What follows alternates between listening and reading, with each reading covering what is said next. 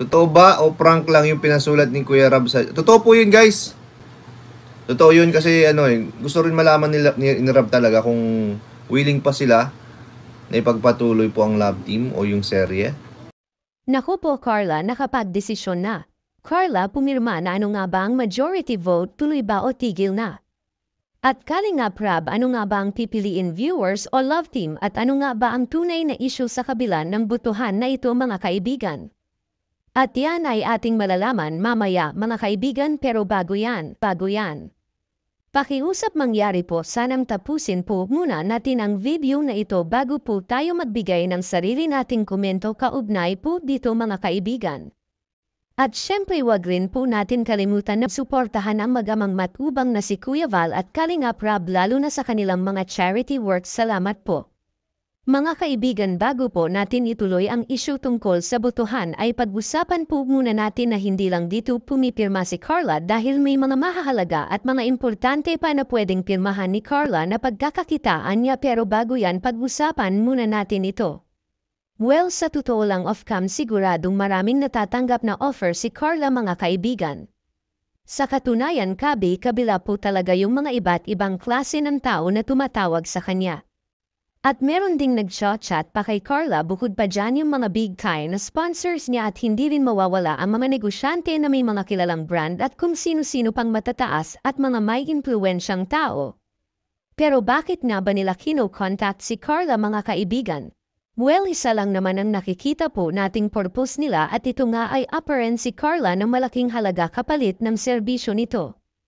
Kagaya na lang ng isang kumpanya ng pabango at meron ding isang kilalang kumpanya ng mga branded na damit na gustong gawin mo daw si Carla. At hindi lang yan, may kumukontak din kay Carla na isang kilalang politiko, lalo na ngayon panahon ng pangangampanya, dahil kilalang beneficiary itong si Carla sa diet, kaya nga nililigawan si Carla ng mga politiko para mangampanya kapalit ng serbisyo ay malaking halaga. Pero syempre hindi naman basta-basta papayag si Carla dito kahit malaki pa yung offer sa kanya, dahil may manager si Carla na sinusunod, at ito nga ay walang iba kundi si Kalingap Rab.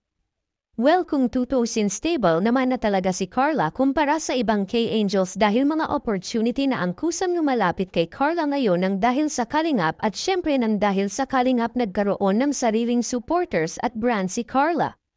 Samantala, regarding naman sa sulat kay Carla na ginawa ng isang K-Boys ay naglalaman na ito ng botohan kung saan pipirma nga si Carla dito. Well, regarding nga ito sa usapin kung tutuloy o ititigil na ba ang tambalang jump car, kung saan magkakaroon na ng botohan mula sa mga viewers at pipirmahan ito ni Carla, at kung ano nga ang majority decision ay siya namang ipapatupad ni Kalingap Rab mga kaibigan.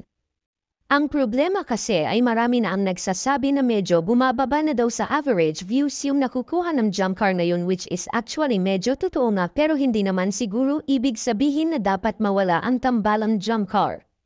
Actually wala naman talaga kay Jomar at Carla o sa love team nila yung problema, dahil yung tunay na pinagmumulan nito ay yung mga samot-saring isyu na ibinabato sa jump car ng mga bashers, at masasabi natin na hindi naman totally bumaba yung views ng jump car, kumbaga nandoon pa rin naman yung pagiging viral, pero bumagal lang naman mga kaibigan.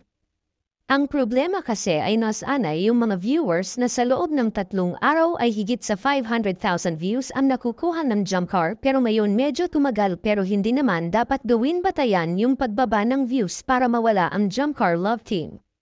Pero syempre depende pa rin yan kung ano ang kakalabasan ng botohan, kung tuloy ba o tigil, pero syempre alam naman natin na majority pa rin sa mga viewers na iboto nila yung tuloy, kaya naman para sa atin wala naman dahilan para itigil ang jump car ng dahil lang sa pagbaba ng views mga kaibigan. At syempre kung ang huling desisyon ay manggagaling kay Kalingap Rab, malamang natuloy pa rin ang magiging desisyon para sa love team na ito mga kaibigan. Samantala, iyan lang po muna ang ating latest update. Maraming salamat po sa panunood ninyo. Ingat po kayo at God bless mga kaibigan. Totoo ba o prank lang yung pinasulat ni Kuya Rab sa... Totoo po yun, guys. Gusto rin malaman ni Rab talaga kung willing pa sila na ipagpatuloy po ang love team o yung serye. At yun nga guys, no, hanggang dito na lang ang ating reaction video mga idol, no. At kung hindi po pala kayo nakasubscribe, please subscribe na rin po at paki-like and share na rin po ang mga videos natin. At huwag kalimutan suportaan si Kalinga Prabat at Edna Vlogs, Kuya Balsans Matubang, lahat po ng buo ng Kalinga Team, Kalinga Reactor. Suportahan po natin po. At salamat po sa mga nanonood. Salamat po sa suporta, sa Kalingap. Hanggang dito na lang guys ang ating reaction video. Bye-bye and good luck and see you to my next reaction video. Mwah mwah chup chup.